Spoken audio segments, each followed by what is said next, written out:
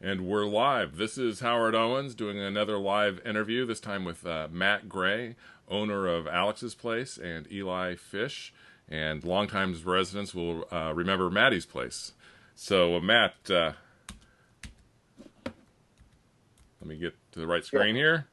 So there we are. So welcome to our conversation. I appreciate you taking time to join us. I know things are, you got a lot going on.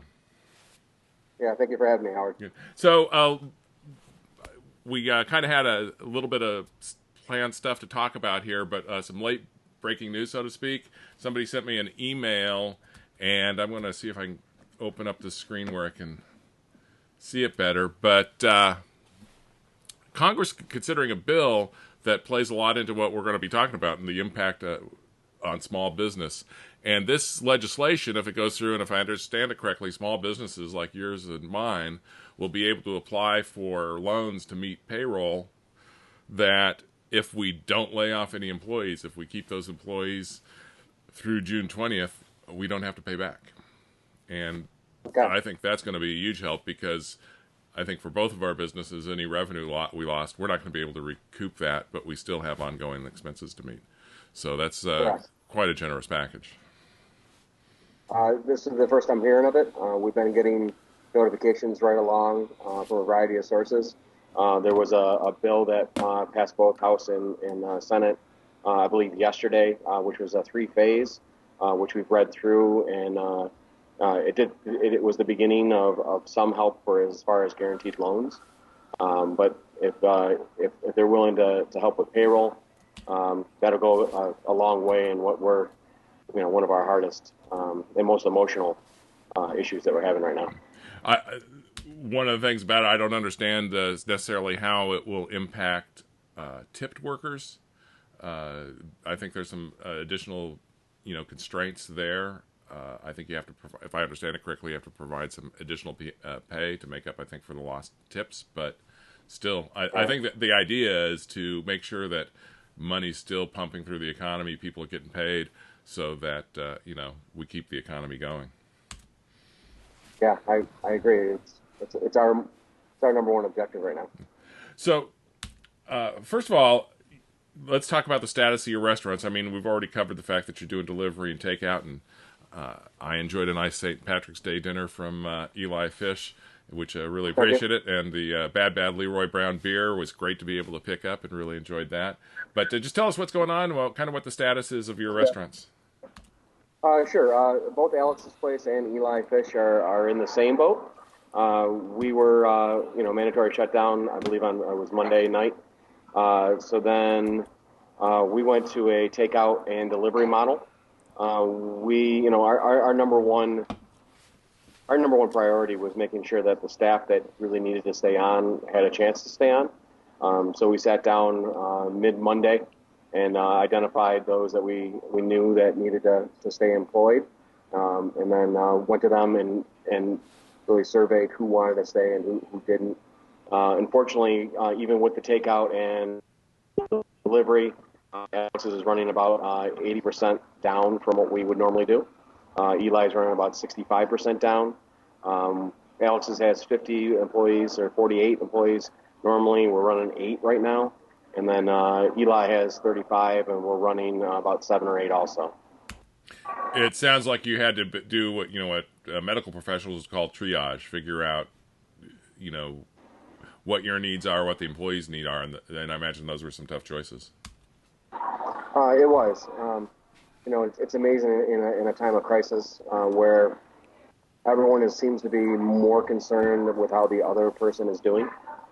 So staff really, especially on Monday afternoon, really got together, and it was an emotional day.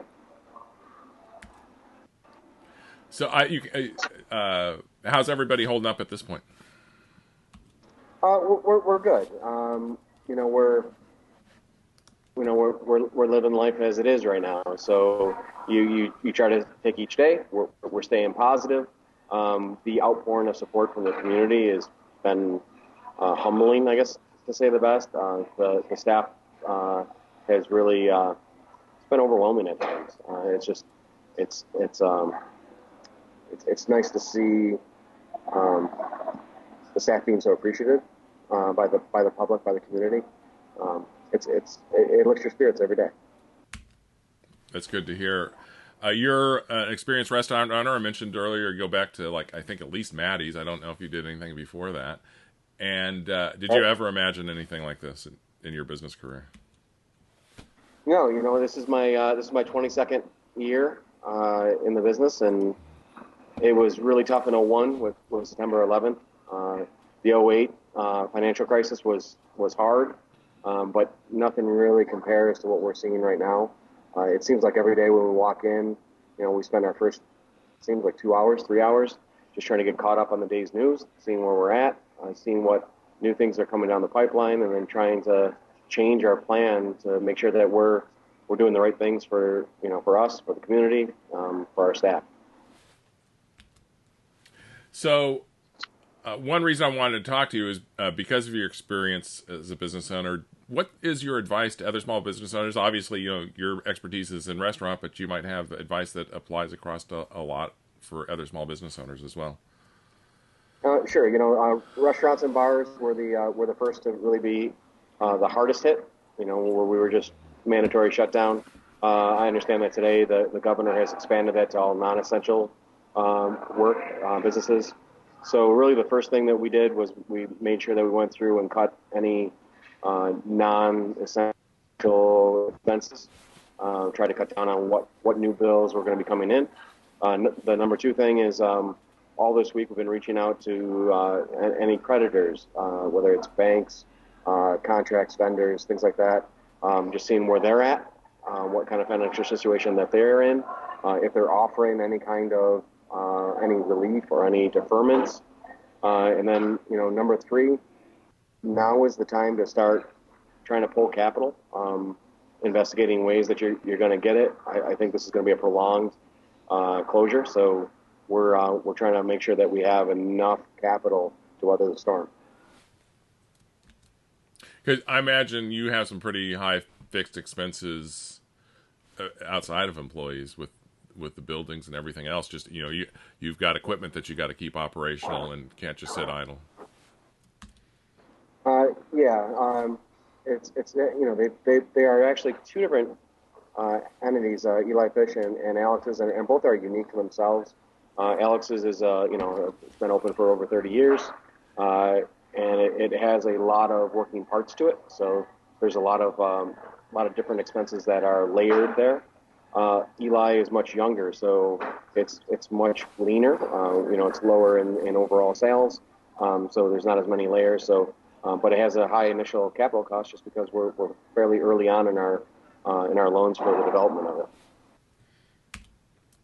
You probably didn't get a chance to see it yet. At 45 minutes or so ago, I spoke with John McKenna, CEO of Tompkins, and I encourage people to watch that interview before, because we talk about some of these financial issues, and one of the things Tompkins is doing deferment on loan payments, both interest and principal, both for small businesses and for people that have mortgages through them, or other personal loans. So if I could just say that I've not seen the interview yet, but I would like to say I'm a big fan of both the company and the man. Tuesday morning, I think 8 a.m., I got my first phone call from them, checking in to see how I was doing. And they've been in constant contact with me all week. And it is refreshing to have a local partner who is there for make sure that we get through this. I think it's great, and this isn't a commercial for Tompkins or anything, but it's where I do my banking. Obviously, it's where you do yours. Disclosure, they are one of our big advertisers, but we're all about doing businesses local. They're our local bank, and I'm pleased to see them, step up and be partners in this, because we're all in this together. We're all suffering pain together, from you and me to everybody that works for us and for all these other businesses. Correct. So,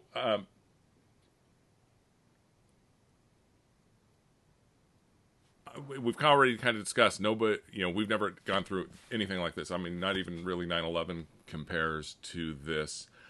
But do you have tips for success, things that business owners can do to ensure, that they're still in business 6 years from now and thriving?